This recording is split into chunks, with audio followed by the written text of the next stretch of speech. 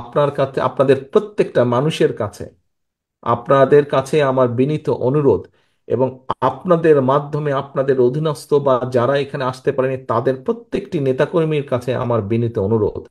আমাদের মধ্যে অনেকেই মনে করছেন, আহারে, সামনে তো নির্বাচন হলে ফাঁকা মাঠ। দয়া করে এই ভুলটা করবেন না।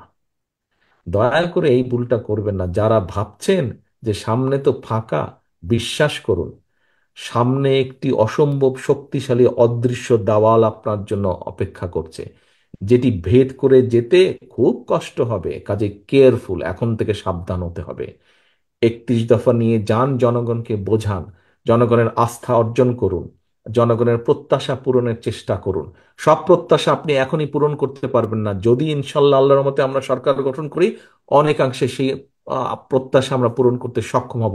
কিন্তু সেটির জন্য জনগণ যাতে আপনার উপর আস্থা রাখে, জনগণ যাতে আপনার প্রতি ধৈর্য ধারণ করে, সেই জন্যই আপনাকে সেইভাবে ভূমিকা পালন করতে হবে।